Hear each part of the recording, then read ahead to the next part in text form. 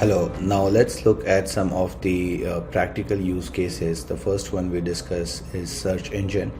Now, when you start by thinking of a search engine, there are two parts of it. Then the first part is indexing the documents that you have to search, and the second part is actually serving the results based on a user query. So when you start off with indexing the documents, there are going to be two scenarios.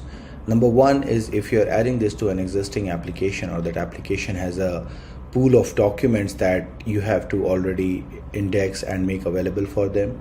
And number two is a continuous stream of new documents that are being created and they needs to be indexed and made available for search. So when you have a pool of existing documents, what you can do is let's say that this is an enterprise search and you have to index and make available all the office documents that are available in some location. So first things first, you'll need to have access to those office locations, and you will most likely need to build some sort of a way to access those data. And let's imagine that there are already APIs existing for those access, and they work very well with, for example, Apache Spark.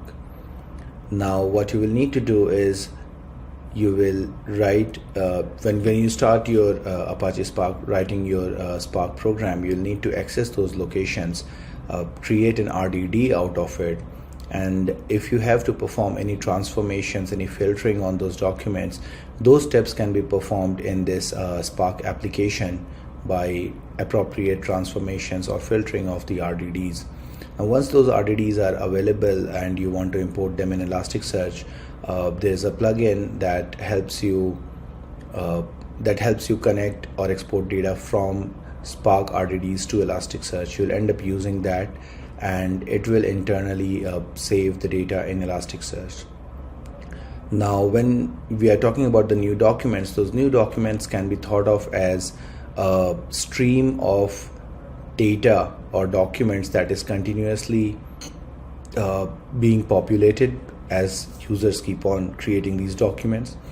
Now, those stream of documents can also be thought of as messages that are going inside Apache Kafka.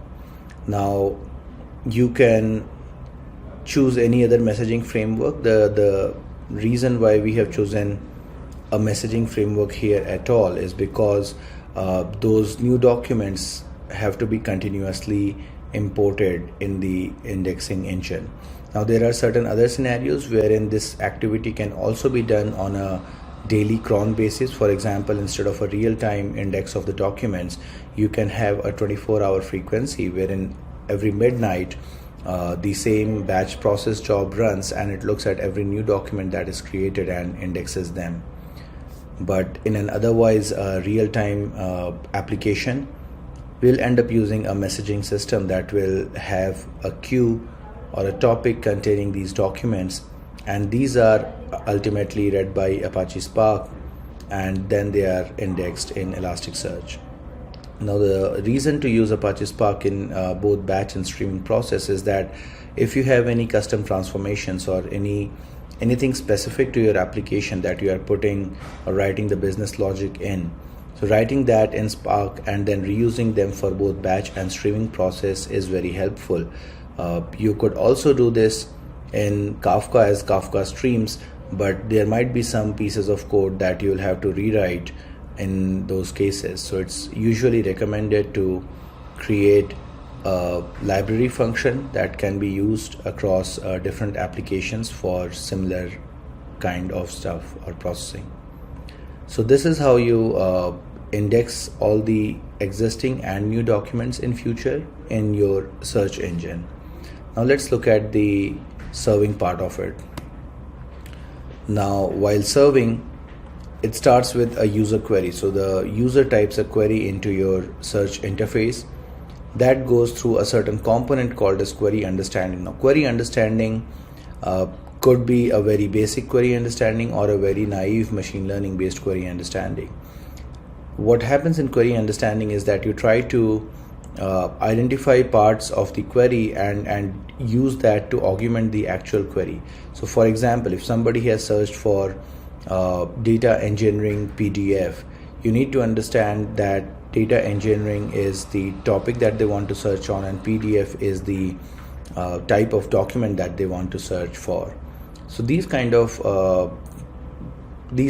separating the parts of query and trying to make more meaning out of it is query understanding. Once you have a refined query, as a result of the query understanding, that refined query is sent to Elasticsearch for it to retrieve the documents.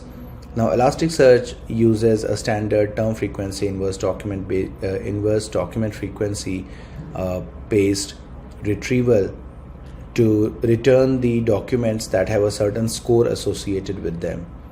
Now based on this score, you might want to re-rank these results so that you can place the most appropriate result based on user searches or behavior on the first. This is where learning to rank algorithm will come into picture, and the re-ranked results are presented to the user. Now user ultimately engages with those results. They read through those documents, they skip the document, and all those engagement metrics are sent to some sort of a messaging system, for example Kafka, and then these data and then all these engagement metrics are stored somewhere in a storage system so that they can be used to train the learning to rank algorithm. So based on how users are interacting with your search results, you can retrain the learning rank algorithm and go ahead and improve the ranking algorithm. Now what happens in sometimes is that if you don't have a live system already deployed, how do you go ahead by learning to rank? In those cases, what people typically do is that they perform the search, and then there is an internal interface. So for example, let's say you have an internal team and you want to test your LTR algorithm. So you will end up preparing a UI that contains, let's say, A and B, these two segments, and for every query that is run, there are two results that are presented to the user, and the user simply ranks them on the basis of their relevance and their subjectivity, and this input is used to prepare the initial training data for your first model to train. And once it is trained, you can actually deploy the system and it can start learning from user interactions. Now let's look at the second use case of industrial AI. In industrial AI, there are very different kind of data sources. For example, there's OT or operational technology data.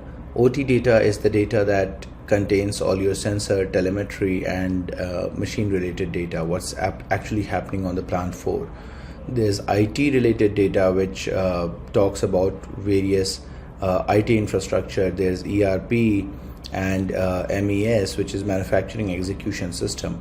So all these various kinds of data sources provide the common context, which later happens in contextualization. But first you need to get data from these sources. And what happens is that there are many kinds of automation systems that are available. So in all likelihood, you will end up interacting with one or more of these automation ERP systems and try to capture data from those. So you will most likely write some sort of connectors to connect to all these different systems. These connectors will be responsible for transforming data into a common schema that can be understood by your application. Now, once those messages are transformed, they are sent to a messaging system, for example Kafka, and once they are sent into Kafka, there's a separate consumer that gets and retrieves all these messages and adds contextualization to it. So like I said, there are different pieces, there are different components that are working together to make a product on a factory floor. So adding context from different systems towards the common objective is called contextualization. Once the data is contextualized in the application, then your machine learning engine can run on that data and it can perform various kind of processing. For example, you might be interested in finding out what is the remaining time period of a particular machine, or when can we expect a certain anomaly to happen, or if the process that is currently running is running under optimal workload or not, or the quality of the product that has been built is up to the standards or not. So various kind of questions can be answered as a result of this machine learning component. And once we have these answers, those answers are again sent into a messaging system, Kafka, which are then used by many different kind of consumers for different activities. For example, there could be a storage engine that will simply store the output of these machine learning engines, or there could be a WebSocket bridge which is converting your Kafka messages into and transferring them to the customers or the user's browser via WebSocket. That way you can have a real-time stream of your machine learning output being displayed on the user's browser. Right. So one of the key things here is how do you end up creating this machine learning model? So there are two kinds of scenarios in industry typically. The first scenario is where you have the required data that is available, and the second is when you don't have the required data that is available. So in the first scenario, it's very easy because you have decent enough training data, but then there could be certain situations wherein you don't have enough failures to train your machine learning model on. And in those cases, there are various ways in which this can be done. For example, you could simulate a failure in your application and ask for a subject matter expert to explicitly mark this as a failure, so that can become training data for your machine learning. If you don't have enough data for whatsoever reason, because the plant is new, then there again can be various ways. Number one is to simply wait for the machine to actually run for a couple of days, weeks, and then gather that data and then use that data to train your model. But in other cases, you can also look at a similar machine or a similar equipment from a different factory and use some sort of a transfer learning to train your machine learning model. Now this is an architecture diagram of a very popular open source industrial AI application called Ajax Foundry. There are many components in here, but the core of what we have discussed from the previous slide applies to all here. This is just a reference and a very detailed one. So all these services in the bottom line, REST, OPC UA, Modbus, Zigbee, BLC, etc., they are the various data streams that we discussed, and they go into your core services containing core data, command, metadata, and so on. And then your supporting services, for example, rules engine, scheduling, alerts and notifications, could be done by your machine learning engine or rules engine, which are let's say Spark streaming jobs that are processing this data.